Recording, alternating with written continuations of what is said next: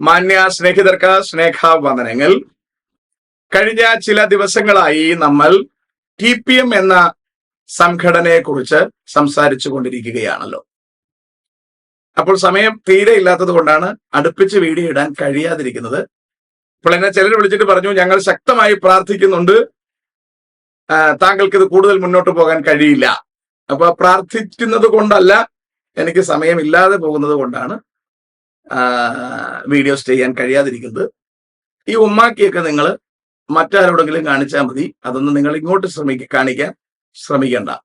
വളരെ ഗൗരവമായി നമ്മൾ അറിയേണ്ടുന്ന ഒരുപാട് കാര്യങ്ങൾ TPM എന്ന സംഘടനയെ സംബന്ധിച്ചിടത്തോളം ഞാൻ നേരത്തെ ഓർപ്പിച്ചിരുന്നു. ഞാനതിൽ ആദ്യ 2 ദശകങ്ങൾ എന്റെ ജീവിതത്തിൽ ഞാൻ ചിലവഴിച്ചത് TPM-ലാണ്.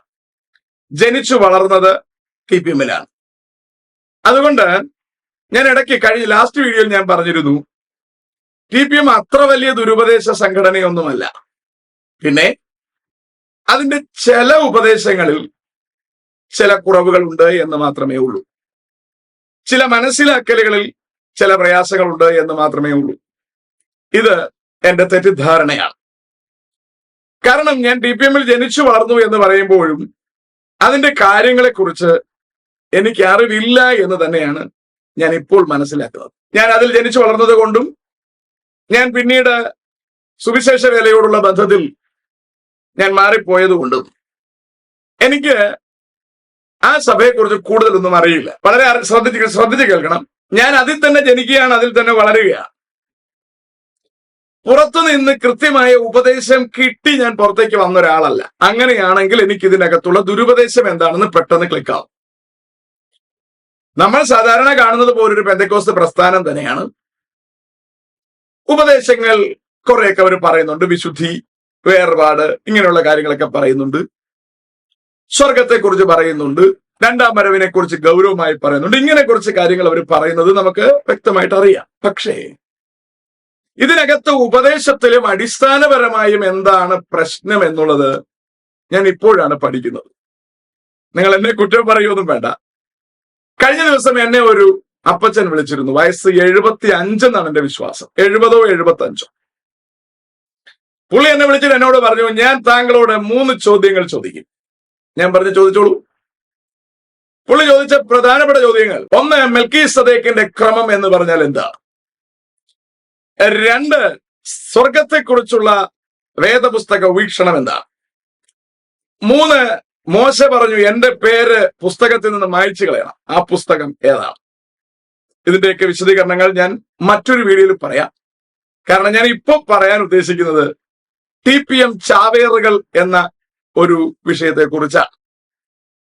അപ്പോൾ അതുകൊണ്ട് തന്നെ എനിക്കിപ്പോ ഇതിൽ പറയാനുള്ള കാര്യം, ഈ ടോപ്പിക്കുകളുടെ വിശദീകരണം ഞാൻ പിന്നെ പറഞ്ഞോളാം. ഞാൻ പറഞ്ഞല്ലോ, അതവിടെ നിൽക്കട്ടെ. പിന്നെ പറഞ്ഞോളാന്ന് പറഞ്ഞാൽ ഈ വീഡിയോയിലല്ല, മറ്റൊരു വീഡിയോ പറയാം. ഈ അപ്പച്ചൻ എന്നോട് പറയാം. അപ്പൊ ഞാൻ മിണ്ടാതിരുന്നു. അപ്പൊ ഞാൻ ചോദിച്ചു, ഇതെവിടെ നിന്നാണ് ഈ ചോദ്യങ്ങൾ കിട്ടിയത്? അപ്പൊ പറഞ്ഞു, ബൈബിളിലെ ചോദ്യങ്ങളാണ്. അപ്പോൾ എന്റെ അടുത്ത ചോദ്യം, ബൈബിൾ എന്ന് പറഞ്ഞാൽ എന്താണ്? അവിടെ ആശാൻ പരിങ്ങി. ആശാൻ വിചാരിച്ചത് എന്നെ മൽക്കീസദേക്കിൽ കൊടുക്കാന്നാ വിചാരിച്ചത്. മൽക്കീസദേക്കൊക്കെ പിന്നെ പറയാം. അപ്പോൾ ഇദ്ദേഹം പഠിച്ചു വച്ചിരിക്കുന്ന ചില ചിന്തകൾ, ഇവകളുടെ പുറത്തുകൂടി നമ്മളെ കൊണ്ടുപോകണം. ഇത് തന്നെയാണ് യഹോവ സാക്ഷിക്കാരനും ചെയ്യുന്നത്. അവന്റെ ആദ്യത്തെ ചോദ്യം, നിങ്ങൾക്ക് എത്ര ദൈവമുണ്ട്? ഇത് തന്നെയാണ് ഇസ്ലാമിന്റെയും ചോദ്യം. അപ്പൊ വചനത്തിന്റെ മറ്റിതര ഭാഗങ്ങളെ കുറിച്ച് നമ്മൾ മനസ്സിലാക്കാത്ത വിധം നമ്മുടെ കണ്ണു മൂടിക്കെട്ടിക്കൊണ്ട് ഇവരുടെ ദുരുപദേശ മേഖലയിലേക്ക് നമ്മളെ കൊണ്ട് ഇറക്കിയിട്ട് കണ്ണു തുറന്നുവിടും. ഇതാണ് ഇവരുടെ ഐഡിയ. അപ്പൊ ശരിക്കും ഞാൻ TPM-ൽ ജനിച്ചു വളർന്ന് അതിൽ തന്നെ നിൽക്കുന്ന ഘട്ടത്തിലാണ് ഇവരിത് പറഞ്ഞാൽ എനിക്ക് തെക്കും വടക്കും അറിയില്ല. പക്ഷെ ഇന്ന് എനിക്ക് by the grace of God എന്താണ് ബൈബിൾ എന്നറിയാം. അതിലെ ഭാഷകൾ തരക്കേടില്ലാതെ പഠിക്കാൻ കർത്താവ് എനിക്ക് കൃപ നൽകി. നല്ല മാന്യമായ ബൈബിൾ സെമിനാരികളിൽ അനുഗ്രഹിക്കപ്പെട്ട ദൈവദാസന്മാരുടെ കീഴിൽ പഠിക്കാൻ കഴിഞ്ഞു. ഗ്രീക്കും ഹീബ്രുവും അടക്കമുള്ള ഡിക്ഷണറികൾ റെഫർ ചെയ്യാനും അത്യാവശ്യം പുസ്തകങ്ങൾ റെഫർ ചെയ്യാനുമുള്ള കൃപ കർത്താവ് തന്നു, അല്ലെങ്കിൽ അഭ്യസനം കർത്താവ് തന്നു. ഇക്കാരണങ്ങളാൽ ഈ ചരിത്ര ഗ്രന്ഥങ്ങളും പ്രധാനപ്പെട്ട ടെക്സ്റ്റുകളും നമുക്ക് മനസ്സിലാക്കുവാൻ കഴിഞ്ഞു. അതുകൊണ്ട് തന്നെ ബൈബിൾ എങ്ങനെ ബൈബിളായി എന്നതിനെ കുറിച്ചും അതിൽ പറയുന്ന പദപ്രയോഗങ്ങളുടെ അർത്ഥവും കൃത്യമായി മനസ്സിലാക്കുവാൻ കഴിഞ്ഞത് എനിക്ക് ഇവരുടെ ദുരുപദേശങ്ങൾ വെച്ചുള്ള തള്ളലിനെ തടുക്കാൻ കഴിയും. എന്ന് പറഞ്ഞാൽ മിസൈലുകളാണ് ഇവരിടുന്നത്, നമുക്ക് അയൺ ഡോം വെച്ചതിനെ തടുക്കാൻ കഴിയും. ഞാൻ ചോദിച്ചു ബൈബിൾ എന്ന് പറഞ്ഞാൽ എന്താണ് ബൈബിൾ? ആശാന്റെ മറുപടിയിൽ ആശാൻ അടുത്ത ഡയലോഗ് അടിക്കുകയാണ്. എനിക്ക് വയസ്സ് 75. ഞാൻ പറഞ്ഞ ആയിക്കോട്ടെ, ഞാൻ എന്റെ അടുത്ത ചോദ്യം TPM ജനിച്ചു വളർന്നതാണോ? അപ്പൊ പറഞ്ഞു അതെ. ഞാൻ പറഞ്ഞു ഞാനും അതെ. അടുത്ത പുള്ളി ഇങ്ങോട്ട് പറയുകയാണ്, ഞാൻ 60 വയസ്സ് വരെ കർത്താവിനെ അറിഞ്ഞിരുന്നില്ല. അപ്പൊ ഞാൻ പറഞ്ഞു മതി, ഇനി താങ്കൾ ഇങ്ങോട്ട് വർത്തമാനം പറയണ്ട. 75 വയസ്സുകാരൻ ഇന്ത്യൻ റെയിൽവേസിലെ ഉദ്യോഗസ്ഥൻ 60 വയസ്സ് വരെ കർത്താവ് എന്തെന്നറിയാതെ തെക്കും വടക്കും അറിയാതെ TPM ജീവിച്ച മനുഷ്യൻ 75-ാം വയസ്സിൽ എന്റെ അടുത്ത് പറയാം ഞാൻ 60 വയസ്സിലാണ് അറിഞ്ഞതെന്ന്. എനിക്ക് 60 ആയില്ല. അപ്പോഴും നമുക്ക് നോക്കാം. നിങ്ങൾക്ക് എന്ത് മനസ്സിലായി? മറ്റേതെങ്കിലും സഭയിൽ ഇതുപോലൊരാളെ നിങ്ങൾക്ക് കാണാൻ കഴിയുമോ? അയാളെ എന്നെ മാനസാന്തരപ്പെടുത്താൻ ഇറങ്ങിയിരിക്കുകയാണ്. തെക്കെന്ത് വടക്കെന്തെന്ന് ഇന്നും അയാൾക്കറിയില്ല. അയാൾ മെൽക്കീസദേക്കിനെയും തോളിലിട്ടുകൊണ്ട് നടക്കുകയാണ്. ഇവർക്കിതൊന്നും അറിയില്ല. ഇത് തന്നെയാണ് TPM 98% ഗതി. 2% കാര്യമറിയാം. അവരെന്തുകൊണ്ട് സംഘടനയിൽ നിൽക്കുന്നു എന്ന് ചോദിച്ചാൽ, ഞാൻ പറഞ്ഞില്ലേ പുറത്ത് രാഷ്ട്രീയം, തമ്മിത്തല്ല്, ഒരുപാട് പ്രശ്നങ്ങളുണ്ട്. ഇവകൾ ഉണ്ട് എന്ന കാരണത്താൽ TPM-നകത്ത് എന്തോ മികവുണ്ടെന്ന് കരുതിയാണ് ഇവരവിടെ നിൽക്കുന്നത്. വാസ്തവത്തിൽ TPM ഒരു കൾട്ട് തന്നെയാണ്. അതിന് ക്രിസ്തുവുമായി ബന്ധമുണ്ടോ എന്ന് നമുക്ക് വരും വീഡിയോകളിൽ നമുക്ക് സംസാരിക്കാം. ഒരുപാട് ആൾക്കാരാണ് ഇവിടെ സംസാരിക്കുന്നത്. ഇതിനകത്ത് ഒരുപാട് കാര്യങ്ങളുണ്ട്. അതുകൊണ്ട് ദയവായി TPM-കാർ ഒരുപാട് പേര് അൺസബ്സ്ക്രൈബ് ചെയ്തു പോയി എന്ന് കേട്ടതിൽ സന്തോഷമുണ്ട്. ചിലർ ഇറങ്ങി നടന്ന് മറ്റുള്ളവരുടെ ഫോൺ മേടിച്ച് ഇവന്റെ വീഡിയോ നീ കേൾക്കരുതെന്ന് പറഞ്ഞ് അൺസബ്സ്ക്രൈബ് ചെയ്ത് കൊടുക്കുന്നുണ്ട്. ഇതൊന്നും എന്നെ ബാധിക്കുന്ന വിഷയമേ അല്ല. റോമൻ കാത്തലിക് അവരുടെ വീഡിയോസ് ഞാൻ ഇട്ട സമയത്ത് ഒരുപാട് പേര് എന്നെ കോണ്ടാക്ട് ചെയ്തു. ഇറ്റലിയിൽ നിന്നടക്കം കന്യാസ്ത്രീമാർ ഇഷ്ടം പോലെ എന്നെ കോണ്ടാക്ട് ചെയ്തു. അവരെല്ലാം പറഞ്ഞൊരു വർത്തമാനമുണ്ട്, സഹോദര താങ്കളുടെ പ്രസംഗം, ബൈബിൾ വ്യാഖ്യാനം ഇതൊക്കെ കേൾക്കാൻ ഭയങ്കര ഇഷ്ടമാണ്.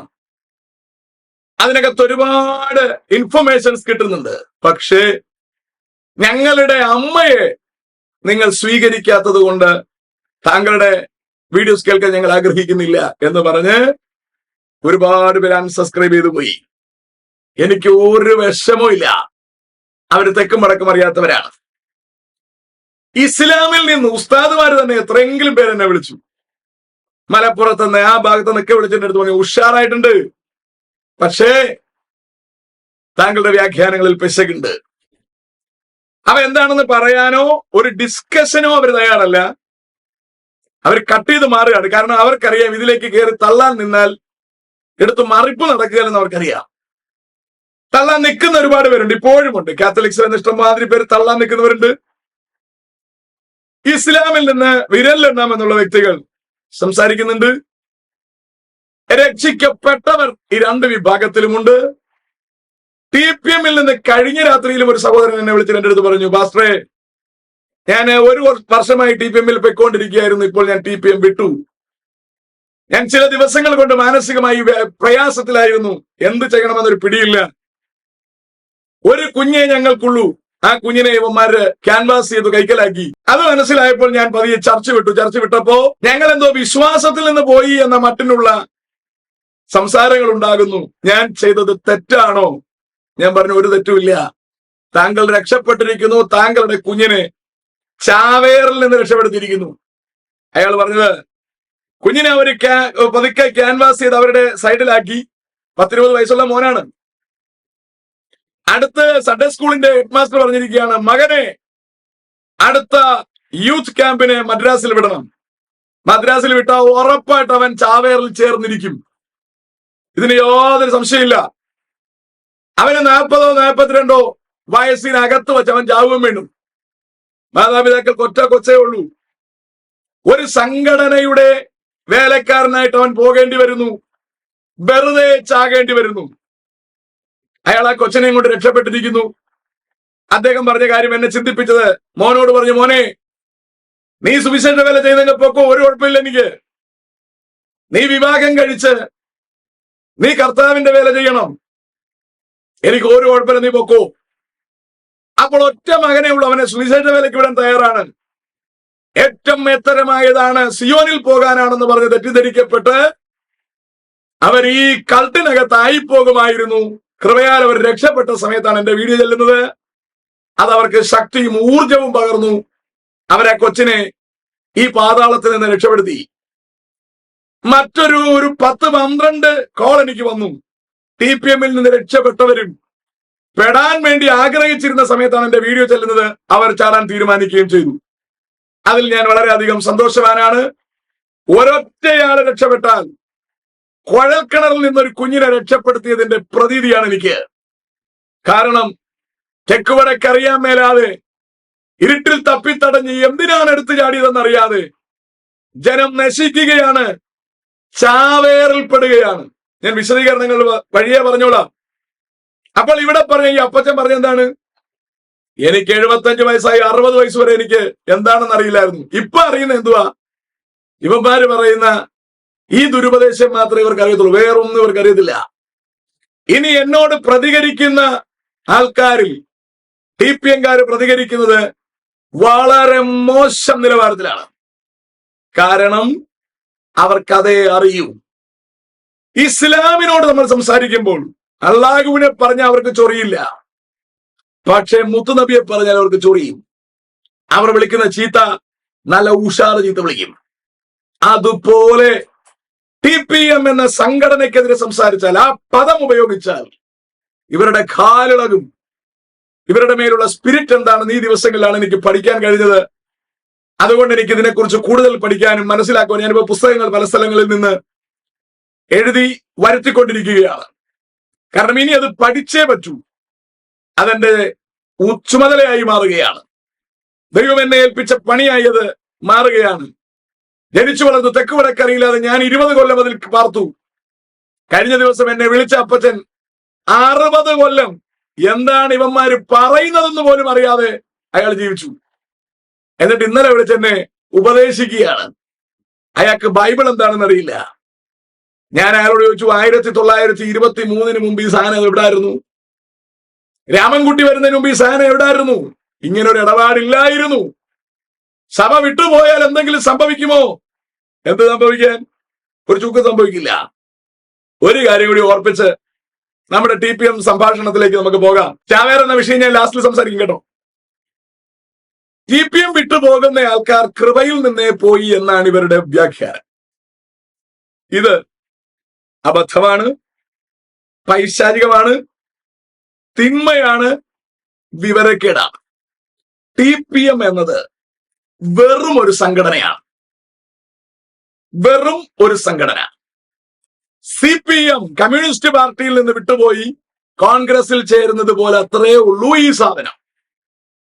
പാർട്ടി മാറുന്നത് പോലെ മാത്രമേ ഉള്ളൂ സംഘടന മാറുന്നത്. ഒരു കാര്യം നിങ്ങൾ വ്യക്തമായി തിരിച്ചറിയണം. TPM-ൽ നിന്ന് വിട്ടുപോയി എന്ന് പറഞ്ഞോ, ഏത് ചർച്ചിൽ നിന്ന് വിട്ടുപോയി എന്ന് പറഞ്ഞോ, നമ്മൾ ക്രിസ്തുവിൽ നിന്ന് വിട്ടുപോകുന്നില്ല. നമ്മൾ ചേരുന്നെങ്കിൽ ക്രിസ്തുവിനോട് ചേരണം, വിടുന്നെങ്കിൽ ക്രിസ്തുവിനെയാണ് വിടേണ്ടത്. അതാണ് പിന്മാറ്റം. ക്രിസ്തുവിനോട് ചേർന്ന നമ്മൾ AG-യിൽ ചേർന്ന് നിന്നു, ഒരു കുഴപ്പമില്ല. പിന്നീട് അവിടെ നേരെ ചൊവ്വേ പോകാൻ പറ്റിയൊരു സാഹചര്യം ഉണ്ടായില്ല. ഒന്നുകിൽ ഉപദേശി സമയത്തിന് സ്ഥലം മാറി തന്നില്ല, അല്ലെങ്കിൽ അയാളുടെ ഒരു പ്രസംഗമൊന്നുമില്ല, അല്ലെങ്കിൽ ചർച്ചിനകത്ത് എന്തെങ്കിലും ബഹളം നടക്കുകയാണ്. നിങ്ങളുടെ ആത്മീക ജീവിതത്തിന് സുരക്ഷിതത്വം തോന്നുന്നില്ലെങ്കിൽ അടുത്ത ചർച്ചിൽ പോവാം. അത് IPC ആണെങ്കിൽ IPC പോവാം, ഷാരോൻ ആണെങ്കിൽ ഷാരോനിൽ പോവാം, സ്വതന്ത്ര സംഘടനയാണെങ്കിൽ സ്വതന്ത്ര സംഘടനയിൽ പോവാം. എവിടെ പോയാലും കുഴപ്പമില്ല. നിങ്ങൾ ഒരു കാര്യം ഉറപ്പുവരുത്തണം, നിങ്ങൾക്ക് ക്രിസ്തുവുമായുള്ള ബന്ധം സൂക്ഷിക്കാൻ കഴിയുന്ന ഇടമാണെന്ന് ഉറപ്പുവരുത്തണം. അവിടെ നിന്നാൽ നിങ്ങൾക്ക് നിത്യതയിൽ പോകാൻ കഴിയും എന്ന് ഉറപ്പുവരുത്തണം. നമ്മൾ ഒരിടത്തേക്ക് പോകാൻ ഇറങ്ങുമ്പോൾ യാത്രാ മാധ്യമങ്ങൾ പലതുപയോഗിക്കാം. സ്കൂട്ടറിൽ പോകാൻ പറ്റുമെങ്കിൽ അതിൽ യാത്ര ചെയ്യുന്ന തെറ്റൊന്നുമില്ല. കാറിൽ പോകാൻ പറ്റുമെങ്കിൽ അതിൽ പോകുന്നത് തെറ്റില്ല. ഓട്ടോറിക്ഷ പോയാലും തെറ്റില്ല, കാളവണ്ടി പോയാലും തെറ്റില്ല. ഇനി എനിക്ക് ഇവിടെ നിന്ന് തിരുവനന്തപുരത്തേക്ക് പോകാനാണെങ്കിൽ ഇത്രയും യാത്രാ സൗകര്യങ്ങൾ ഉപയോഗിക്കുന്നതിൽ തെറ്റില്ല. ബസ്സിലും എനിക്ക് പോകാം, പക്ഷെ എന്റെ വീട്ടിൽ നിന്ന് തിരുവനന്തപുരത്തേക്ക് പോകാൻ ഒരു ട്രെയിൻ സർവീസ് ലഭ്യമല്ല. അപ്പൊ ഞാൻ അതില് തപ്പിയിട്ട് കാര്യമില്ല. അപ്പൊ നമ്മൾ കാറോ ഓട്ടോറിക്ഷയോ സൈക്കിളോ ഏതാണ് സൗകര്യപ്രകാരമുള്ളത് ഒരെണ്ണം ഉപയോഗിക്കണം. ഇനി ഇവിടെ നിന്ന് എറണാകുളത്തേക്ക് എനിക്ക് പോകാനാണെങ്കിൽ എനിക്ക് ട്രെയിൻ അടക്കമുള്ളത് ഉപയോഗിക്കാം, ഫ്ലൈറ്റ് അടക്കമുള്ളത് എനിക്ക് ഉപയോഗിക്കാം. ഞാൻ പറഞ്ഞതിന്റെ അർത്ഥം മനസ്സിലാകുന്നുണ്ടോ? ഞാൻ ഒറ്റ കാര്യമാണ് ഉറപ്പുവരുത്തേണ്ടത്, എനിക്ക് എറണാകുളത്തെത്താൻ കഴിയണം. അതിനാവശ്യമായ ഏത് യാത്രാ സൗകര്യവും എനിക്ക് ഉപയോഗിക്കാം. ഞാൻ പറഞ്ഞതിന്റെ അർത്ഥം പിടികിട്ടുന്നുണ്ടോ? ഇതുപോലെയാണ് സംഘടനാ മാറ്റം. ഒരു ചർച്ചിൽ നിന്ന് മറ്റൊരു ചർച്ചിലേക്ക് മാറിയെന്നും പറഞ്ഞു ഒരു ചുക്ക് സംഭവിക്കില്ല. ഉപദേശിമാര് പേടിപ്പിക്കാറുണ്ട്, ഞങ്ങളുടെ സഭയിൽ നിന്ന് മാറിയാൽ എന്തൊക്കെ സംഭവിക്കും. ഒരു ചുക്ക് സംഭവിക്കില്ല. ക്രിസ്തുവിൽ നിന്ന് മാറരുത്. കഴിഞ്ഞ ഇടയ്ക്ക് ഒരു സഹോദരൻ പറയുന്ന കേട്ടു, ഒരു ചർച്ചിൽ നിന്ന് ഒരു വിശ്വാസി മാറിപ്പോയി. അത് പാസ്റ്റർക്ക് ഇഷ്ടപ്പെട്ടില്ല. ആ വിശ്വാസിയുടെ അമ്മ വന്ന് പാസ്റ്ററോട് പറഞ്ഞു പോലും, പാസ്റ്ററെ എന്റെ മകൻ എന്തെങ്കിലും പറഞ്ഞെങ്കിൽ ക്ഷമിക്കണം. അപ്പൊ പാസ്റ്റർ പറഞ്ഞു ക്ഷമിക്കത്തില്ല. എടാ, ക്ഷമിക്കാൻ പറ്റാത്തൊരുത്തിന് എങ്ങനെ പാസ്റ്ററായിട്ടിരിക്കാൻ പറ്റും? നമ്മൾ ഇക്കാര്യമാണ് ആദ്യം തിരിച്ചറിയേണ്ടത്. ഞങ്ങളുടെ കടക്കാരോട് ഞങ്ങൾ ക്ഷമിക്കുന്നത് പോലെ ഞങ്ങളുടെ കടങ്ങൾ ഞങ്ങളോട് ക്ഷമിക്കണമെന്ന് കർത്താവ് പറഞ്ഞു തന്നിരിക്കുമ്പോ, ഒരുത്തൻ ചെയ്തത് എത്ര വലിയ തിന്മയാണെങ്കിലും അവനോട് ക്ഷമിക്കാൻ കഴിയില്ലെങ്കിൽ എങ്ങനെ ഒരു ഉപദേശിയായിട്ടിരിക്കാൻ കഴിയും? ഒരു വിശ്വാസിക്ക് നമ്മുടെ ചർച്ചയിൽ നിൽക്കാൻ സൗകര്യമുണ്ട്, അവർ നിൽക്കട്ടെ. അവർക്ക് ഇവിടെ കംഫർട്ടബിൾ അല്ല, അവർ മറ്റൊരിടത്തേക്ക് പോട്ടെ. അതിന് നമ്മൾ ബേജാറാവുന്ന എന്തിനാ? വചനം അനുസരിക്കാൻ പറ്റാത്തത് കൊണ്ട് പോകുന്നവൻ വെച്ച് അനുഭവിച്ചോളൂ, അത് നമ്മുടെ വിഷയമല്ല. വചനം അനുസരിക്കാനൊക്കെ പറ്റും, അവൻ എന്തോ ഇവിടെ ഡിസ്കംഫർട്ടാണ്, അയാൾ മറ്റൊരു സഭ തിരഞ്ഞെടുക്കട്ടെ, എന്താ കുഴപ്പം? നമ്മളൊരു കാര്യം അറിയണം, പിശാചാണ് മനുഷ്യന് സ്വാതന്ത്ര്യം കൊടുക്കാത്തത്. ദൈവം മനുഷ്യന് സ്വാതന്ത്ര്യം കൊടുക്കുന്ന ദൈവമാണ്. നമ്മൾ ദൈവമക്കളാണെങ്കിൽ മനുഷ്യന് സ്വാതന്ത്ര്യം കൊടുക്കണം. അവൻ ആരാധനയ്ക്ക് വരുവാനും നമ്മുടെ കൈക്കീഴിൽ നിൽക്കുന്ന കാലം കൃത്യമായ വചനം പഠിപ്പിച്ചു കൊടുക്കുക, ആത്മീകമായി വളരാനുള്ള സൗകര്യങ്ങൾ ഒരുക്കി കൊടുക്കുക. എല്ലാ കാലത്തും നട്ടടത്ത് തന്നെ നിൽക്കണം എന്നാണ് ഇവന്മാർ പറയുന്നത്. നട്ടടത്ത് നിൽക്കാൻ ഇതെന്താ മാവ പ്ലാവ വല്ലതാണോ? ഇടാ, അവരേതെങ്കിലും ചർച്ചയിൽ പോയി രക്ഷപ്പെടട്ടെ. നിങ്ങളെ ഏൽപ്പിച്ച സമയത്തെ കണക്ക് മാത്രമേ നിങ്ങൾക്ക് കൊടുക്കേണ്ടതുള്ളൂ. എന്റെ ചർച്ചയിൽ എത്രയോ ആൾക്കാര് വന്നിട്ടുണ്ട്, പോയിട്ടുണ്ട്. പല ചർച്ചിൽ നിന്നും വന്നിട്ടുണ്ട്, പല ചർച്ചിലേക്കും പോയിട്ടുണ്ട്. ഇതെന്റെ വിഷയമേ അല്ല. എന്റെ അടുത്ത് നിൽക്കുന്ന കാലം ഞാൻ അവർക്ക് കൊടുക്കാനുള്ള ആത്മീക പോഷണം കൊടുക്കുന്നു എന്നും ഞാൻ അവരെ വളർത്തേണ്ട രീതിയിൽ വളർത്തുന്നു എന്നും ഉറപ്പുവരുത്തുക മാത്രമാണ് എന്റെ ഡ്യൂട്ടി. KSRTC ഡ്രൈവറെ കണ്ടിട്ടില്ലേ? അയാളെ ബസ്സിലെ ആള് കയറുമ്പോ സന്തോഷവും ആൾ ഇറങ്ങിപ്പോകുമ്പോ അയാൾക്ക് വിരളിയും വരുമോ? എടാ, കയറുന്നവൻ കയറട്ടെ, ഇറങ്ങുന്നവൻ ഇറങ്ങട്ടെ. What is your duty? അവരെ പ്രാകുകയല്ല. സഭ വിട്ടു പോകുന്ന ഒരാളെ ഉപദ്രവിക്കാൻ പാകത്തിന് ഒരുത്തൻ പ്രാർത്ഥിക്കുന്നുവെങ്കിൽ അതിന് പറയുന്ന പേരാണ് ആഭിചാരം, ക്ഷുദ്രപ്രയോഗം. മറ്റൊരുത്തനെ ഉപദ്രവിക്കുന്നതിനായി ദൈവത്തിന്റെ മുമ്പിൽ പോലും നടത്തുന്ന ജപത്തിന് പറയുന്ന പേര്, പ്രാർത്ഥനയ്ക്ക് പറയുന്ന പേരാണ് ആഭിചാരം. അതുകൊണ്ട് സഭയിൽ ദീർഘനാളുകൾ നിന്ന ഒരു വിശ്വാസി സഭയിൽ നിന്ന് മറ്റൊരു ചർച്ചിലേക്ക് പോയാൽ അയാളെ തിരിച്ചു കൊണ്ടുവരാനോ അയാളെ നശിപ്പിച്ചു കളയാനോ ഒരുത്തൻ പ്രാർത്ഥിക്കുന്നെങ്കിൽ അവൻ ആഭിചാരകനാണ്, അവൻ ശുശ്രൂഷകനല്ല.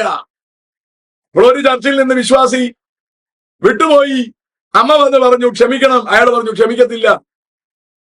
ആ സഹോദരൻ മരിച്ചുപോയി. ഇപ്പോഴവിടെയൊക്കെ ഫ്ലാഷ് ആയിരിക്കുന്നത് സഭ വിട്ടുപോയത് കൊണ്ടാണ് മരിച്ചത്.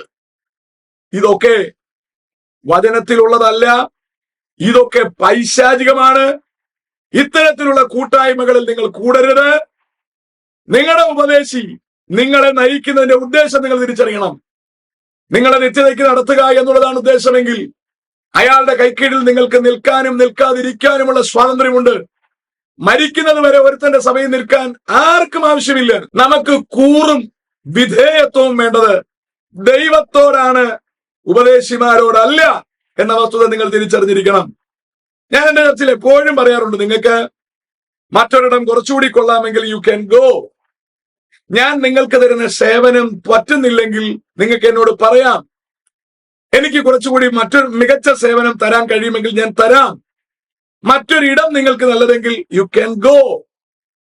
വചനം അനുസരിക്കാൻ ബുദ്ധിമുട്ടുണ്ടെങ്കിൽ നിങ്ങൾ വരണ്ട. ഇങ്ങനെ തന്നെയാണ് ഞാൻ പറയുന്നത്. എനിക്ക് ഇവരുടെ സ്വത്രക്കാഴ്ച മേടിച്ച് ജീവിക്കേണ്ട കാര്യമൊന്നുമില്ല.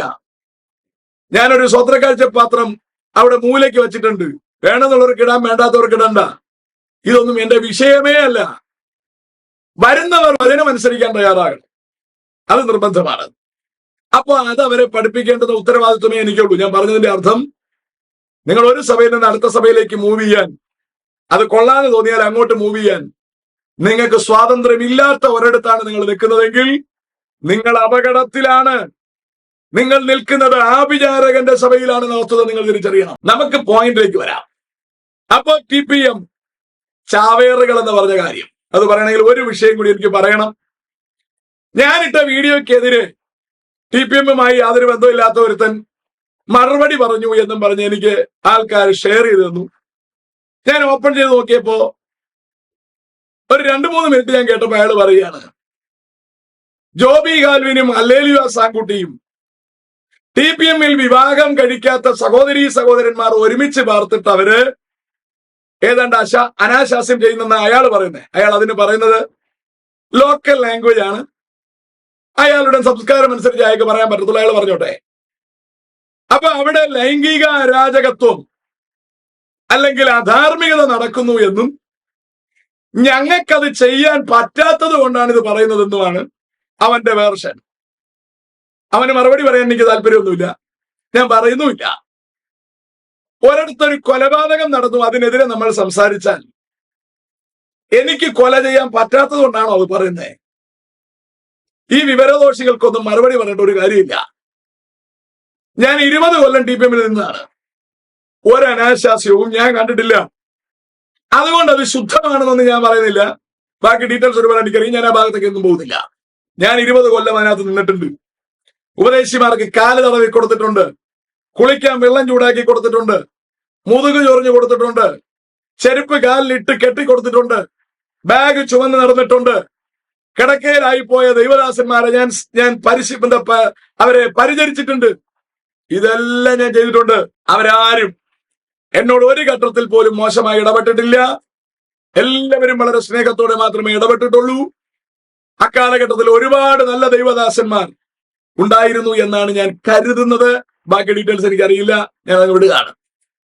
ഞാൻ പറഞ്ഞു വന്നതിന്റെ ചുരുക്കെടുത്ത്, അതിനകത്തുള്ള എന്തെങ്കിലും കാര്യം ചെയ്യാൻ പറ്റാത്തത് കൊണ്ടല്ല ഞാൻ പറയുന്നത്, നിങ്ങൾക്ക് അറിയാമെന്ന് വിചാരിക്കുന്നു. ഞാൻ ഈ പറയുന്ന കാര്യങ്ങൾ ബിബ്ലിക്കലി സംസാരിക്കാൻ പറ്റുമെങ്കിൽ നിങ്ങൾ സംസാരിക്കുക, അല്ലാതെ ഞണാമണാന്നും സംസാരിച്ചിട്ട് കാര്യമൊന്നുമില്ല. അടുത്ത വിഷയം. അതുകൊണ്ട് തന്നെ ഞാൻ പിന്നെ പുള്ളിയുടെ വീഡിയോ കേട്ടില്ല. 1.5 മണിക്കൂറൊന്നും ചെലവഴിക്കേണ്ട കഴമ്പ് അതിനകത്തില്ല, ഞാനത് കേട്ടില്ല. അടുത്ത് ഞാൻ ഇങ്ങനെ എന്തുണ്ടോ ഒരു സാധനം ഇങ്ങനെ നോക്കിയപ്പോ ഷോർട്സിൽ അയാളുടെ ഒരു വീഡിയോ വന്ന് കയറി. അത് ഈ വീഡിയോയുടെ കട്ട് ചെയ്തിരിക്കുന്ന ഭാഗമാണ്. അതിനകത്ത് പറയുകയാണ്, ഏറ്റവും കൂടുതൽ പ്രാർത്ഥിക്കുന്ന ആൾക്കാർ TPMകാരാണ്. TPMകാരെ പോലെ പ്രാർത്ഥിക്കുന്ന ഒരാൾക്കാർ വേറെയില്ല. വിശ്വാസികൾ പ്രാർത്ഥിക്കൽ 100% ഉറപ്പാണ്, 100% ഉറപ്പാണ്. ഇനി സുവിശേഷ വേലക്കാരാണ് പ്രാർത്ഥിക്കുന്നതെന്ന് ഇയാൾ ഉദ്ദേശിക്കുന്നു എങ്കിൽ എനിക്ക് ചോദിക്കാനുള്ളത്, ഈ സംഘടന 100 കൊല്ലമായി. ഞാൻ പറഞ്ഞു, ഇവർക്ക് രാവിലെ സ്വോത്ര പ്രാർത്ഥന, പിന്നെ കുറെ പ്രാർത്ഥനകളൊക്കെ ഉണ്ട്. ഏറ്റവും പ്രധാനപ്പെട്ട കലാപരിപാടി സ്വത്ര സ്വത്ര സ്വത്ര എന്ന് പറഞ്ഞുകൊണ്ടിരിക്കും. ഇത് എന്താണ് സാധനം എന്ന് ഇവർക്ക് അറിയാമോ എന്ന് എനിക്കറിയില്ല. വിശ്വാസികളും സ്വത്ര സ്വത്ര സ്വത്ര എന്ന് പറഞ്ഞുകൊണ്ടിരിക്കും. ഇത് എന്താണ് സാധനം എന്ന് ഇവർക്ക് അറിയാമോ എന്നൊന്നും എനിക്കറിയില്ല. ഞാൻ ആ ഭാഗത്തേക്ക് പോകുന്നില്ല. ഞാൻ അതിൽ നിന്ന കാലത്ത് എനിക്കറിയില്ലായിരുന്നു എന്താണെന്ന്. അതുകൊണ്ട് ഇപ്പോ അതിനകത്ത് നിൽക്കുന്നവർക്ക് അറിയാമോ എന്ന് ചോദിച്ചാൽ ഐ ഡോണ്ട് നോ. പ്രാർത്ഥിക്കുന്നു എന്ന് പറഞ്ഞാൽ സംഘടനയായിട്ട് 100 വർഷം ആകുന്നതേ ഉള്ളൂ. 1923, ഇപ്പൊ 25, 102 കൊല്ലം. ഈ 102 കൊല്ലം എനിക്കറിയില്ല. എനിക്കൊരു 40 കൊല്ലം പിറകിലത്തെ കാര്യം അറിയാം. എന്റെ ചെറുപ്പത്തിൽ തിരുവനന്തപുരത്ത് നിന്ന് സുവിശേഷ വേലയ്ക്ക് ഇറങ്ങുന്നത് 35-40 പേരാണ്. എല്ലാവരും എടുക്കത്തില്ല കേട്ടോ. അപ്പച്ചൻ ഇങ്ങോട്ട് തുള്ളി വന്ന് എല്ലാവരുടെയും മേലെ കൈവെക്കില്ല, കുറച്ചു പേരുടെ മേലെ കൈവെക്കത്തുള്ളൂ. സുവിശേഷ വേലയ്ക്ക് ഇറങ്ങുന്ന എല്ലാവരെയും എടുക്കത്തില്ലാതിരുന്നൊരു കാലം. ഇന്ന് തിരുവനന്തപുരത്ത് കഴിഞ്ഞ കൺവെൻഷൻ ഇറങ്ങിയത് ഒരാളാണ്. അയാളെ എടുത്തില്ലെന്ന് പറയുന്ന ഏറ്റവും എടുത്തില്ലെന്ന് അറിയില്ല, ഒരാളാണ്. കൊട്ടാരക്കരയിൽ നിന്ന് ഇറങ്ങുന്നത് 100ഓളം പേരാണ്.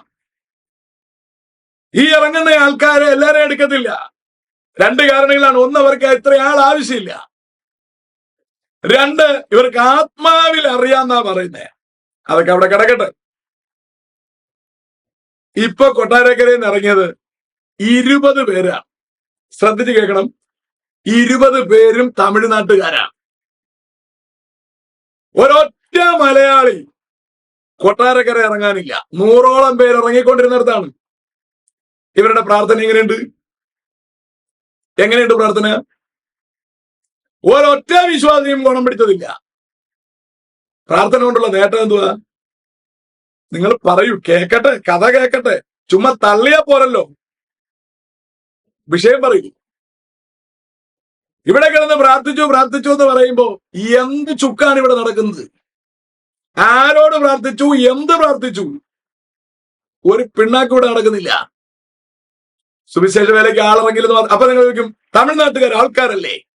അങ്ങനെ എൻ്റെ അടുത്ത് ആരോ ചോദിച്ചു. നിങ്ങൾ അറിയണം, ശബരിമല ഇന്ന് നിലനിൽക്കുന്നത് തമിഴ്നാട്, കർണാടക, ആന്ധ്ര ഇത്യാദി സംസ്ഥാനങ്ങളുടെ ഭക്തന്മാരല്ല.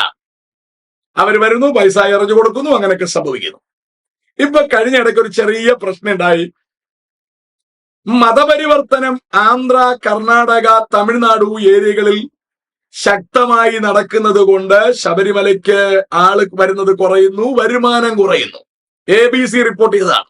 ഞാൻ അതിനെ പ്രതികരിച്ചിരുന്നു. അപ്പൊ നിങ്ങൾക്ക് എന്ത് മനസ്സിലായി? സുവിശേഷീകരണം നടന്നപ്പോൾ ആൾക്കാർ അവിടെ നിന്ന് ശബരിമലയ്ക്ക് വരുന്നത് കുറഞ്ഞു. കേരളക്കരയിൽ മലയാളി തിരിച്ചറിഞ്ഞു, ഇത് വെറും രാമൻകുട്ടി സംഘടനയാണ്, വെറുതെ ജീവിതം പാഴാക്കേണ്ട ആവശ്യമില്ലെന്ന് ജനം തിരിച്ചറിഞ്ഞു. ഇവര് പറയുന്ന മരുന്ന് കഴിക്കാത്ത എത്ര വിശ്വാസി ഇതിനകത്തുണ്ട് നിങ്ങൾ നോക്കിയേ. കഥ മാറിപ്പോയി. ജനത്തിന് ബോധം വെച്ചു തുടങ്ങി. ജനത്തിന്റെ രീതി മാറി. വരാൻ ഒരുത്തരും ഇല്ലാതായി. തമിഴ്നാട്ടിലേക്കും താമസിയാതെ ജനം കാര്യങ്ങൾ തിരിച്ചറിയുന്ന ഒരു ഘട്ടത്തിലെത്തുമ്പോൾ ആരും വരാതാവും. പണ്ട് 100 പേര് വന്ന് ഇരുന്ന് കൊടുത്താൽ 45ഓ 50ഓ പേരെ എടുക്കത്തുള്ളൂ, ബാക്കിയുള്ളവരെ കളയും. ഇന്ന് 20 ഇരുന്നാൽ 20നെ എടുക്കും. കാരണം ആളില്ലടോ, കിട്ടുന്നതിനെ എടുക്കണ്ടേ, എടുത്തേ പറ്റൂ. പണ്ടൊരു ചർച്ചിൽ ഒരു ഉപദേശി, ഒരു മദറ്, ഒരു പാട്ടുകാരി, അലക്കാൻ വേണ്ടി 2 പേര്, 4 എണ്ണം കാണാം. ഇന്ന് പാട്ടും ഇവര് തന്നെ, ഉപദേശവും ഇവര് തന്നെ. 3 ചർച്ചിനും 4 ചർച്ചിനുമാണ് ഒരു ഉപദേശി. കാട്ടാക്കട, എരുത്താവൂർ, അന്തീർകോണം ഇവകൾക്കെല്ലാം കൂടി ഒരാളെ ഉള്ളൂ എന്ന്. ചാണി എന്നൊക്കെ പറഞ്ഞാൽ ഒരു 1.5 ചർച്ചായിരുന്നു. ഇപ്പൊ അവിടെ സ്വതന്ത്രമായിരിക്കാൻ ഒരു ഉപദേശിയില്ല. സെൻട്രൽ പാസ്റ്റർ പോലും ഇനി 5-6 കൊല്ലം കൂടെ കഴിയുമ്പോൾ ഇല്ലാത്ത കണ്ടീഷൻ വരും. എന്താ കാര്യം? പ്രാർത്ഥനയുടെ ശക്തിയാണ്. എന്നെ വിദേശത്ത് നിന്നൊരാൾ വിളിച്ചിരുന്നു. മൂപ്പര് പറഞ്ഞത്, ഇയാള് പറയും പോലെ അല്ല, സുവിശേഷകർ ഇല്ലാത്തതല്ല, സഭ വളർന്നു പോയതാണ്. എവിടെ വളർന്നു? ആ വളർന്ന ഇടം കാണട്ടെ. പടവലം പോലെ താഴോട്ട് വളർന്നു. ചുമ്മാ എന്തെങ്കിലും പറയല്ലേ. 100 കൊല്ലം കൊണ്ട് സംഭവിച്ചത് ഈ പിണ്ണാക്കൊക്കെ തന്നെയാണ്. ഇതിന്റെ അപ്പുറത്തൊന്നും സംഭവിച്ചിട്ടില്ല. ഒരു പ്രാർത്ഥനയും ഇല്ല, ഒരു വിശുദ്ധിയും ഇല്ല, ഒരു ഉപദേശവും ഇല്ല. It is absolutely A devilish cult. ഇതിനകത്ത് യാതൊരു സംശയമില്ല. നിങ്ങൾ പഠിക്കുക. വിശ്വാസികൾ എന്നെ കേൾക്കുന്നവരുണ്ടെങ്കിൽ രക്തം തിളയ്ക്കാതെ ഞാൻ പറയുന്ന കാര്യങ്ങളെ ബൈബിളുമായി തട്ടിച്ച്, നിങ്ങളുടെ സഭയുമായി തട്ടിച്ച് നോക്കി പഠിച്ചു നോക്കൂ. എന്നിട്ട് നിങ്ങൾ ചലഞ്ച് ചെയ്യൂ. സംസാരിക്കാൻ തയ്യാറുള്ളവരുണ്ടെങ്കിൽ നിങ്ങൾ വാട്സാപ്പിൽ കണക്ട് ചെയ്യൂ. എന്റെ അടുത്ത് സംസാരിക്കാൻ മാത്രമല്ല, നിങ്ങൾ എന്റെ അടുത്ത് വന്ന് സംവാദത്തിന് തയ്യാറാകൂ. നമുക്ക് യൂട്യൂബിൽ അവകളിടാം. ജനം കാണട്ടെ. അൺസബ്സ്ക്രൈബ് ചെയ്ത് ഓടി എന്ന് പറഞ്ഞൊന്നും കഥ തീരാൻ പോകുന്നില്ല. ഓടി ഊപ്പാട് വരത്തേ ഉള്ളൂ. കാര്യം നിങ്ങൾ തിരിച്ചറിയണം. ഒരാൾ വന്ന് എന്നെ കൊന്നുകളയുമെന്നൊക്കെ പറഞ്ഞു കേട്ടോ. പിന്നെ കുറെ ചീത്തയും വിളിച്ചു. അപ്പൊ ഞാൻ പറഞ്ഞു, സഹോദര, താങ്കളുടെ ഫോൺ നമ്പർ അടക്കം താങ്കളുടെ ഈ തെറിവിളി ഞാന് യൂട്യൂബിലിടാം. പിന്നെ അവൻ പോയത് എവിടെ കൂടാണെന്ന് പുല്ല് കിളുത്തിട്ടില്ല. ഞാൻ അങ്ങനെ ഇടത്തില്ല കേട്ടോ. അങ്ങനെ നിങ്ങൾ പേടിക്കൊന്നും വേണ്ട. നിങ്ങൾ വിളിക്കുന്ന ഒരു തെറിയും, നിങ്ങൾ പറയുന്ന ഒരു കാര്യവും ഞാൻ യൂട്യൂബിൽ ഇടത്തില്ല. അങ്ങനെയൊന്നും നിങ്ങൾ പേടിക്കണ്ട. നിങ്ങൾക്ക് ഫീൽ ഫ്രീ ടു തെറിവിളി.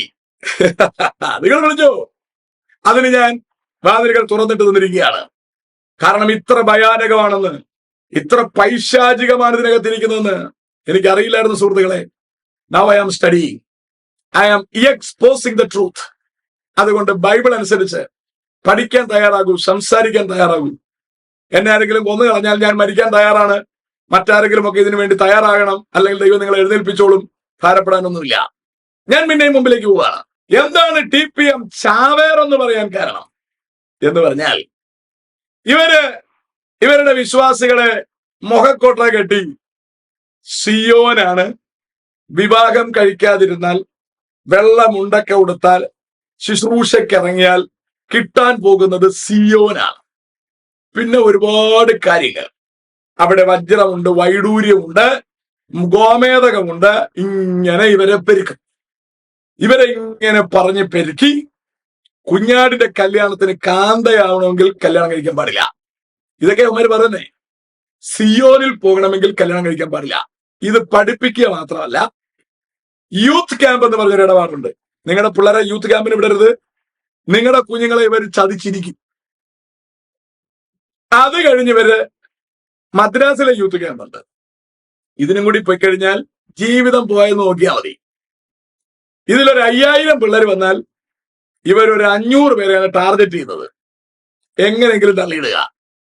ആ രീതിയിൽ 5ഓ 6ഓ ദിവസം ക്യാമ്പില് ഇവര് തിരിച്ചും മറിച്ചും അവിടെ നിന്ന് ഫുഡ് കൊടുത്ത് അവിടുത്തെ സെറ്റപ്പിന്റെ അകത്തിട്ട് ഈ പിള്ളേരെ ബ്രെയിൻ വാഷ് ചെയ്യും. ഈ ബ്രെയിൻ വാഷിങ്ങിൽ അറിഞ്ഞൂടാത്ത പിള്ളേർ തല കൊണ്ട് വെച്ചു കൊടുക്കും. അവിടെ നിന്ന് തിരിച്ചു വരുമ്പോൾ തീരുമാനമെടുത്ത പിള്ളേരെ പതുക്കെ ചർച്ചുമായി ചേർത്ത് നിർത്തും. അടുത്ത കൺവെൻഷനിൽ പതുക്കെ തലയെ കൈവച്ചവന്മാരെ എടുത്തുകൊണ്ട് പോകും. ഇതാണ് പരിപാടി. ഇങ്ങനെയാണ് പിള്ളേർ ഇറങ്ങിപ്പോകുന്നത്. ഇത് ഭയങ്കരമായ ബ്രെയിൻ വാഷിംഗ് ആണെന്ന് നിങ്ങൾ തിരിച്ചറിയണം. അപ്പൊ എന്നെ ചിലർ വിളിച്ചിട്ട് പറഞ്ഞു, പാസ്റ്ററെ ഇങ്ങനൊന്നും പറഞ്ഞൂടാ, ഇത് ദൈവവിളിയാണ്. ഇത് ദൈവവിളിയാണ്. നിങ്ങൾ ഒരു കാര്യം അറിയണം, ഈ ദൈവവിളിയുള്ള എല്ലാ മതത്തിലും ഉണ്ട്. അഘോറികളെ അറിയാമോ? അഘോറി, തുണി പോലും ഉടുക്കാതെ നടക്കുന്ന സന്യാസിമാര്. പെണ്ണുകെട്ടില്ലെന്നല്ല, തുണി ഉടുക്കത്തില്ല. ഇനി നിങ്ങൾക്കറിയാമോ, ബുദ്ധമതത്തിൽ ശ്വേതംബരന്മാരും ദിഗ്വംബരന്മാരും ഉണ്ട്. ഒരു വർഗം തുണി ഉടുക്കും, വെള്ളയെ ഉടുക്കൂ, മറ്റേ വർഗം തുണി ഉടുക്കത്തില്ല. ഇവരും വിളി കേട്ടിറങ്ങുന്നതാണ്. ഇനി ഒരു ഗ്രൂപ്പ് കാത്തലിക്സിലുണ്ട്, കർത്താവിന്റെ കാന്തയാകാൻ ഇറങ്ങി തിരിച്ച ആന്റിമാര്. പിന്നെ മൂപ്പന്മാരെന്തിനാണെന്ന് എനിക്കറിയില്ല. അങ്ങനെ ഒരു വർഗമുണ്ട്. ഓർത്തഡോക്സിലാണെന്ന് തോന്നുന്നു. അധികാര സ്ഥാനങ്ങളിൽ എത്തണമെങ്കിൽ കല്യാണം കഴിക്കാൻ പാടില്ല, താഴോട്ടുള്ളവർക്ക് കഴിയാം. നിങ്ങൾക്കറിയാവോ, യാഹ്യ സിൻവാർ, മുഹമ്മദ് ദൈഫ്, ഇസ്മായിൽ ഖനിയ, ഹസറുള്ള, ഈ ടീമുകളൊക്കെ കൊല്ലപ്പെട്ട എന്തിനെന്നറിയാവോ? ദൈവവിളി കേട്ടതാ. ഏത് ദൈവത്തിന്റെ വിളി? മുഹമ്മദ് പറഞ്ഞതനുസരിച്ച് ചാടിയതാ. ഇത്രയും ഞാൻ എണ്ണത്തിൽ പറഞ്ഞതാ. നേതാക്കന്മാര്, സുഹൃത്തുക്കളെ, 60,000-ഓളം പേര് ഇസ്രായേലിന്റെ വെടിയേറ്റ് കൊല്ലാൻ ഫ്രണ്ടിൽ ഇറങ്ങി നിന്നു കൊടുത്തു. അവരുടെ മതത്തിന് വേണ്ടി, അവരുടെ തലയ്ക്കകത്ത് അവരുടെ പൂർവികന്മാർ കുത്തി നിറച്ചു കൊടുത്ത മതത്തിന് വേണ്ടി, വിഷത്തിന് വേണ്ടി, തിന്മയ്ക്ക് വേണ്ടി, ഫിലോസഫിക്ക് വേണ്ടി അവർ മരിക്കാൻ തയ്യാറായി.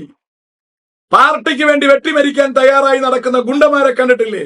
തെക്കും വടക്കറിയിൽ അവന്റെയൊക്കെ ബ്രെയിൻ വർക്ക് ചെയ്യില്ല. എന്താ സംഭവം? എല്ലാ മതത്തിലും എല്ലാ സംസ്കാരങ്ങളിലും ജീവിതം ഇതുപോലെ ബുദ്ധി നശിച്ചവരായി ജീവിക്കുന്ന ആൾക്കാർ എല്ലാത്തിലും ഉണ്ട്. നേരെ ചൊവ്വ ജീവിക്കാൻ പറ്റത്തില്ല, നേരെ ചൊവ്വ തുണി ഉടുക്കാൻ പറ്റത്തില്ല, നേരെ ചൊവ്വ ജീവിതം ആസ്വദിക്കാൻ പറ്റത്തില്ല, ഒരാഹാരവും കഴിക്കാൻ പറ്റത്തില്ല. ഇവനെയൊക്കെ ഭ്രാന്തന്മാരാക്കുന്ന തത്വശാസ്ത്രങ്ങൾ ഈ ഭൂമിയിലുണ്ടെന്ന് നിങ്ങൾ അറിയണം. മാനവ മര്യാദയ്ക്കും ജീവിച്ച് കർത്താവ് ഏതനിൽ മനുഷ്യനെ അനുവദിച്ചതുപോലെ തോട്ടത്തിലെ സകല വൃക്ഷത്തിന്റെയും ഫലം നിനക്ക് തിന്നാം. നമ്മൾ തമ്മിലുള്ള ബന്ധം വിച്ഛേദിക്കപ്പെടാതിരിക്കേണ്ടതിന് നടുവിൽ നിൽക്കുന്ന ഒരെണ്ണം മാത്രം തിന്നരുത്. സുഹൃത്തുക്കളെ, ഒരെണ്ണം മാത്രം മാറ്റി നിൽക്കാൻ പറഞ്ഞത് ദൈവമായിട്ടുള്ള ബന്ധം നിലനിർത്താൻ വേണ്ടിയാ. എല്ലാം തിന്നാം. ദൈവം ഇതുപോലെ സ്തോത്രത്തോടെ അനുഭവിക്കാൻ തന്നിരിക്കുന്നവകളെ മുഴുവൻ വർജിക്കണമെന്ന് പറഞ്ഞ് നടക്കുന്ന കൾട്ടുകളെ തിരിച്ചറിയാനുള്ള കഴിവ് നിങ്ങൾക്കുണ്ടാകണം. നിങ്ങൾ തിരുവഴുത്തുകളെ ശോധന ചെയ്യണം, തിരുവഴുത്തുകളെ പഠിക്കണം. ഇവന്മാര് നിങ്ങളെ തെറ്റിദ്ധരിപ്പിച്ചിരിക്കുന്ന, കബളിപ്പിച്ചിരിക്കുന്ന വാക്യശകലങ്ങൾ, ഷണ്ടന്മാര്, മെൽക്കീസദേക്ക് വിറ്റും വിറ്റും നടക്കുന്ന കഥകൾ, ഇവകളെല്ലാം വരും ദിവസങ്ങളിൽ 144,000 ആൺകുട്ടി. ഇവകളെ കുറിച്ചെല്ലാം വരും ദിവസങ്ങളിൽ പഠനം നടത്തി നിങ്ങളുടെ നടുവിലേക്ക് ഞാൻ വിശദീകരണങ്ങൾ കൊണ്ടുവരുവാൻ ആഗ്രഹിക്കുന്നു. നിങ്ങൾ എനിക്ക് വേണ്ടി പ്രാർത്ഥിക്കണം. ഒരു മനുഷ്യനെ നമുക്ക് രക്ഷിക്കാൻ കഴിഞ്ഞാൽ അവന് മുഴുലോകത്തെക്കാളും വിലയുള്ളതാകയാൽ അതിന് വിലയുണ്ട് സുഹൃത്തുക്കളെ. വെറും രാമൻകുട്ടി ആരംഭിച്ച ഈ സംഘടനയ്ക്ക് വേണ്ടി ജീവിതം തുലയ്ക്കുന്നതിന് അർത്ഥമില്ല. കാറൽ മാർക്സിന്റെയോ ഫ്രെഡറിക് ഏംഗൽസിന്റെയോ പാർട്ടിക്ക് വേണ്ടി ജീവിച്ചു മരിക്കുന്നതിൽ അർത്ഥമില്ല. ഇവിടെ ജീവിക്കുമ്പോൾ നമ്മുടെ ജീവിതം ഭംഗിയായി ജീവിച്ച് കർത്താവിനെ കണ്ടെത്തി നിത്യതയ്ക്കെത്തണം. അതാകണം നമ്മുടെ ഉത്തരവാദിത്വം. അത് നമ്മളോടുള്ള റെസ്പോൺസിബിലിറ്റിയാണ്. അല്ലാതെ വല്ലവനും തുടങ്ങി വെച്ച സംഘടനയ്ക്ക് വേണ്ടി ജീവിതം ഒഴിഞ്ഞു വെക്കുന്നതല്ല നമ്മുടെ ജീവിതം എന്ന് തിരിച്ചറിയണം. അപ്പോൾ ഇങ്ങനെയുള്ള ഇടങ്ങളിൽ ക്യാമ്പുകളിലൊക്കെ ചെന്ന് യുവന്മാര് ഇതിനകത്ത് ചെന്ന് പെടും. ചാവേറായിട്ടാണ് ഈ പോകുന്നത്. ഞാൻ പറഞ്ഞ മനസ്സിലായോ? ഇസ്മായിൽ ഗനിയ, മുഹമ്മദ് ദൈഫ്, ഇവന്മാരൊക്കെ ചാവേർ പടയിൽ ചേർന്നതുപോലെ ഇതൊരു ചാവേറാ. TPM ചാവേറിന്റെ പ്രത്യേകത ഇവര് പറയാണ് ഭയങ്കര സുവിശേഷം. എന്ത് വേലയാണ്?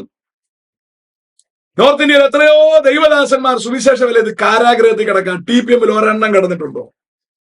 ഒരെണ്ണം സാമ്പിൾ പഠിക്കട്ടെ? ഇല്ല. എന്താ കാര്യം? ഒരു ചുക്കുവന്മാർ ചെയ്യുന്നില്ലെന്ന്.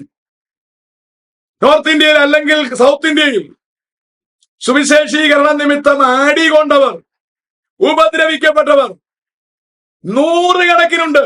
സഭകൾ ആക്രമിക്കപ്പെട്ടവർ നൂറുകണക്കിനുണ്ട്. TPM-ൽ ഒരെണ്ണം ഉണ്ടോ? ഇല്ല. എന്താ കാര്യം? ഇവർക്ക് ഈ പരിപാടി ഇല്ല സുഹൃത്തുക്കളെ. ഇവരെന്ത് ചാവേറാണ് ഇവിടെ. കർത്താവിന് വേണ്ടി ചാവാൻ ഇറങ്ങിയതാ. വിറ്റും വിറ്റും എന്ന് പറഞ്ഞാൽ എവിടെ വിറ്റെന്നായി പറയുന്നത്? ഇവരെല്ലാം കൊണ്ട് TPM-ന് കൊടുത്തു. അതിനവർക്ക് പഠിപ്പിക്കുന്നുണ്ട്. അപ്പോസ്തലന്മാരുടെ കാൽക്കൽ വെക്കണം. അങ്ങനെ TPM വളരുന്നേ. ഞാൻ സുവിശേഷ വേലയ്ക്ക് ഇറങ്ങിയാൽ എന്റെ സ്വത്ത് കംപ്ലീറ്റ് വിറ്റുകൊണ്ട് ഇവരെ കാലിൽ വെച്ചു കൊടുക്കണം. പിന്നെ എനിക്ക് തിരിച്ചു വരാനും പറ്റത്തില്ല. പൈസ വേണ്ടേ? പിന്നെ ബുദ്ധിയുള്ളവന്മാർ അതിനകത്ത് നിന്ന് പൈസ ഉണ്ടാക്കി കൊണ്ടുവരാറുണ്ട്. ചിലർ ചൊവ്വ നിരപ്പുള്ള പെമ്പിള്ളേരെയും കൊണ്ടുവരാറുണ്ട്. ചിലര് കൈ കിട്ടിയതിനെ കൊണ്ടുവന്ന് വെള്ളം കുടിക്കാറുണ്ട്. അപ്പോ കഥ ശരിക്കും തിരിച്ചറിയുക. ചാവേറെന്ന് പറഞ്ഞാൽ ചാവാൻ വേണ്ടി ചെന്നിറങ്ങി കൊടുക്കുന്ന ആളാണ്. എങ്ങനെ അവര് ചാവുന്നേ?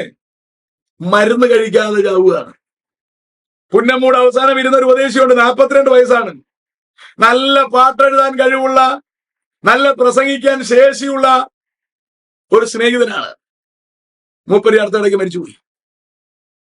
കുറഞ്ഞത് ഇനി ഒരു 20 കൊല്ലം കൂടെ ശുശ്രൂഷിക്കേണ്ട മനുഷ്യനാണ് യൗമാര് ഒരു ഗുളിക കൊടുക്കാതെ കൊന്നുകളഞ്ഞത്. അയാൾ തിന്നാനും തയ്യാറല്ല. അപ്പൊ നിങ്ങൾ ഓർക്കണം, പഠിപ്പിച്ചവരെ ഭ്രാന്ത് പിടിപ്പിച്ചിരിക്കുക. മരുന്നുപയോഗിക്കാതെ ഇങ്ങനെ ചത്തുപോയാൽ സിയോനിലെത്താം. ഇത് തന്നെയാണ് ഇസ്ലാമും പറഞ്ഞു കൊടുക്കുന്നത്. ശത്രുവിന്റെ വെടിയേറ്റ് ചത്തുപോയാൽ നേരെ ചെല്ലുന്നത് ഖൂറിയുടെ മടിയിലാണ്. അവന്മാര് ഖൂറിയുടെ മടിയിൽ ചെല്ലാൻ വേണ്ടി വെപ്രാളം പിടിക്കുന്നു. ഇവര് സിയോനിൽ ചെല്ലാൻ വേണ്ടി വെപ്രാളം പിടിക്കുന്നു. രണ്ടും മാത്തമാറ്റിക്സ് തന്നെയാണ്. പറഞ്ഞു മനസ്സിലായി? രണ്ടും കണക്കെന്ന് ഉദ്ദേശിച്ച സെയിം. ഇത് പഠിക്കണം, ഇത് മനസ്സിലാക്കണം. തലക്കകത്ത് ഇവരെ ഭ്രാന്ത് പിടിപ്പിച്ചിരിക്കുകയാണ്. പെണ്ണ് കെട്ടാതെ അവിടെ ചെന്നാൽ സിയോനിലൊന്നും കയറ്റാൻ പോകുന്നൊന്നുമില്ല. വെള്ളം കൊണ്ടെടുത്തോണ്ടിരുന്ന പറഞ്ഞ് സിയോനിലൊന്നും കയറ്റാൻ പോകുന്നില്ല. മരുന്ന് ഉപയോഗിച്ചത് പറഞ്ഞ് സിയോനിലൊന്നും കയറ്റാൻ പോകുന്നില്ല. ഇത് രാമൻകുട്ടിയും പാസ്റ്റർ ആൽവിനും കൂടി ഉണ്ടാക്കി വെച്ച ഏടാകൂടങ്ങളാണ്. ഇവകളെ കുറിച്ചും ഡീറ്റെയിൽഡ് സ്റ്റഡി വരും ദിവസങ്ങളിൽ നമുക്ക് നടത്തേണ്ടതുണ്ട്. സ്വർഗത്തിൽ കയറ്റുന്നത് ആരെ, എന്ത്, എങ്ങനെ ബൈബിൾ സവിസ്തരം സംസാരിക്കുന്നു. അപ്പൊ കാര്യം വളരെ ഭംഗിയായിട്ട് അറിയണം. ചിലർ പറയാണ് അമ്മയുടെ ഉദരത്തിൽ നിന്നേ ഷണ്ടന്മാരായി വന്നവരുണ്ട്. ദൈവരാജ്യ നിമിത്തം തങ്ങളെ തന്നെ ഷണ്ണന്മാരാക്കിയവരുണ്ട്. മനുഷ്യർ ഷണ്ണന്മാരാക്കിയവരുണ്ട്. അത് ഇവർ പറയുന്നതിന്റെ അർത്ഥം ഉപദേശിമാർ ഷണ്ണന്മാരായിരിക്കണം. ഷണ്ണന്മാരെന്ന വാക്കിന്റെ അർത്ഥം ആണത്തമില്ലാത്തവനെന്നാണ്. ശരി തന്നെയാണ്. തലച്ചോറ് അടിയറവ് വെച്ചവരാണ്. മാത്രമല്ല ഇവരെ മനുഷ്യർ ഷണ്ണന്മാരാക്കിയതാണ്. ഏത് മനുഷ്യർ? രാമൻകുട്ടിയും പാസ്റ്റർ ആൽവിനും കൂടെ ചേർന്ന് ഈ ജനത്തെ കംപ്ലീറ്റ് ഷണ്ണന്മാരാക്കി. പക്ഷെ അണ്ണന്മാർക്ക് ഇത് അറിയത്തില്ല. കർത്താവ് പറഞ്ഞത് വിവാഹം എല്ലാവർക്കും മാന്യം. അപ്പോൾ കഴിഞ്ഞ ദിവസം ഒരു അപ്പച്ചൻ എന്നെ വിളിച്ചിട്ട് പറയാ, വിവാഹം എല്ലാവർക്കും മാന്യം എന്ന് പറഞ്ഞാൽ എന്റെ അർത്ഥം അറിയാമോ?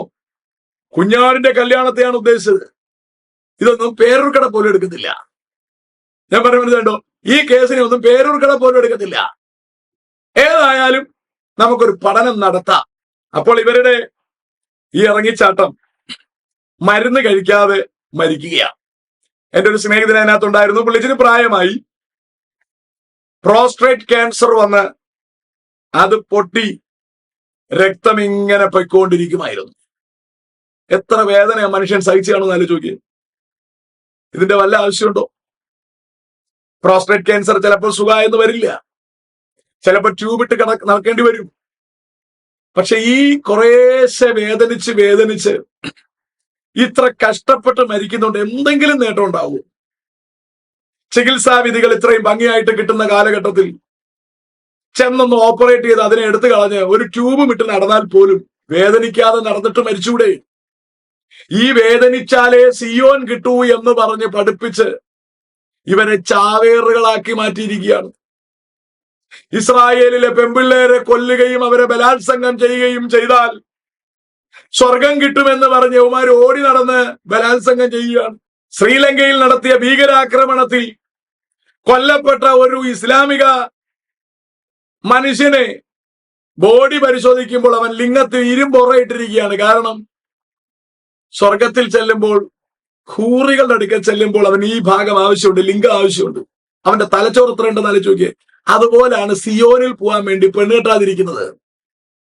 ക്യാൻസർ വന്ന് പൊട്ടിയൊലിക്കുമ്പോഴും കിടന്ന് അനുഭവിച്ചുകൊണ്ട് കിടന്ന് നരകിക്കുന്നത് സിയോനിൽ പോകാൻ വേണ്ടിയാ. സുഹൃത്തുക്കളെ, ഈ ജനത്തിന്റെ തലച്ചോറ് വെളിവ് വന്നെങ്കിൽ കൊള്ളായിരുന്നു, ഇവരുടെ ബുദ്ധി പ്രകാശിച്ചെങ്കിൽ കൊള്ളായിരുന്നു. ഈ ജനം ഇങ്ങനെ ആത്മഹത്യ ചെയ്യുകയാണ്. ഇവരെ ഷണ്ണന്മാരാക്കിയത് മനുഷ്യരാണ്. ഈ വസ്തുത നിങ്ങൾ തിരിച്ചറിയണം, പരമാർത്ഥം നിങ്ങൾ തിരിച്ചറിയണം. സഹോദരിമാർ ചാവേറുകളായിട്ട് നടക്കുകയാണ്. പാവം, അവരെ കുറിച്ചൊന്നുമുള്ള കാര്യങ്ങൾ വെളിയിൽ വരുന്നില്ല. കൊട്ടാരക്കരയിൽ എനിക്ക് നമ്പർ കിട്ടിയത് ഇച്ചിരി കൂടിപ്പോയോ എന്ന് ഞാൻ ചിന്തിക്കുകയാണ്. ഞാനതുകൊണ്ട് അതിന്റെ ഡീറ്റെയിൽസ് ചോദിച്ചിരിക്കുകയാണ്. 300ഓളം പേർ സൗഖ്യമില്ലാതെ അവരുടെ ക്യാമ്പുകളിൽ കിടക്കുന്നു എന്നാണ് കേൾക്കുന്നത്. അതിന്റെ കൃത്യം തെളിവുകൾ കിട്ടാത്തതുകൊണ്ടാണ് ഞാനത് ആധികാരികമായി പറയാത്തത്. 100 കണക്കിന് ആൾക്കാർ ഇവര് രോഗശാന്തി എന്ന് പറഞ്ഞ് നടക്കുമ്പോഴും ഒരു ശാന്തിയും ഇല്ലാതെ മരണത്തോട് മല്ലടിച്ചുകൊണ്ട് കിടക്കുകയാണ്. ഇവരെല്ലാം ഇറങ്ങിയത് എന്തിനാ? കർത്താവിന് വേണ്ടി ചിലത് ചെയ്യാനെന്നും പറഞ്ഞ് ഇറങ്ങിയതാ. വല്ലതും ചെയ്യുന്നുണ്ടോ? ഒന്നും ചെയ്യുന്നില്ല. ചെയ്യാനുള്ള വഴിയില്ല സുഹൃത്തുക്കളെ. കർത്താവിന് വേണ്ടി എന്ന് പറഞ്ഞ് ഇറങ്ങിയ ഈ ജനം, മണവാട്ടിയാകാൻ ഇറങ്ങിയ ഈ ജനം, നല്ല പ്രായത്തിൽ അസുഖം പിടിച്ചൊരു മെഡിസിൻ പോലും എടുക്കാൻ കഴിയാതെ ചാവേറുകളായി കിടന്ന് ചാവുകയാണ്. ഇവരെ രക്ഷിക്കാൻ നമുക്ക് ദൗത്യമില്ലേ? ഈ ജനത്തിന് കാര്യം പറഞ്ഞു കൊടുക്കാൻ നമുക്ക് ദൗത്യമില്ലേ? സുബോധമില്ലാത്ത ജനം, ഇവർക്ക് കാര്യങ്ങൾ പറഞ്ഞു കൊടുക്കാൻ നമുക്ക് കഴിയണം. ഈ ജനത്തിന്റെ കണ്ണ് തുറക്കണം. ഇങ്ങനെ നരകിച്ചു മരിക്കേണ്ടതല്ല മനുഷ്യ ജീവിതം. ഇത്തരത്തിൽ മനുഷ്യനെ നശിപ്പിക്കുവാൻ, വേദനിപ്പിക്കുവാൻ, യാതനപ്പെടുത്തുവാൻ പിശാച് രാമൻകുട്ടിയിലൂടെ കൊണ്ടുവന്ന ഒരു ദുർവ്യാഖ്യാനമാണിത്. ഇത് കൾട്ടാണ്. ഇതിനെതിരെ പ്രവർത്തിക്കാൻ, കൃത്യമായി ജനത്തെ രക്ഷിക്കുവാൻ സംസാരിക്കാൻ കഴിവുള്ള എല്ലാവരും സംസാരിക്കണം. വചനാടിസ്ഥാനത്തിൽ കാര്യം തെളിയിച്ചു കൊടുക്കുക. കേൾപ്പാൻ ചെവിയുള്ളവൻ കേൾക്കട്ടെ, ഇല്ലാത്തവൻ നരകിക്കട്ടെ. നമുക്കൊന്നും ചെയ്യാൻ നിവൃത്തിയില്ല.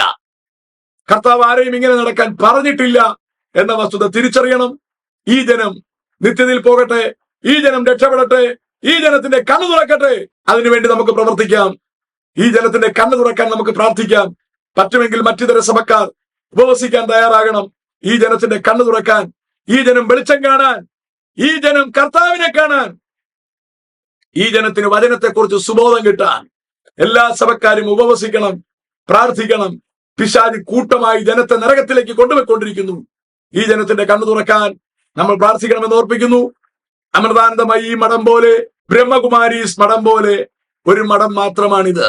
ഇതിന് കർത്താവുമായി ബന്ധമുണ്ടോ എന്ന കാര്യത്തിൽ ആശങ്കയുണ്ട്. നമുക്ക് പഠനം നടത്താം. വരും ദിവസങ്ങളിൽ അതിന്റെ വിശദീകരണങ്ങൾ നമുക്ക് മനസ്സിലാക്കാം. ദൈവം നമ്മെ അനുഗ്രഹിക്കുമാറാകട്ടെ.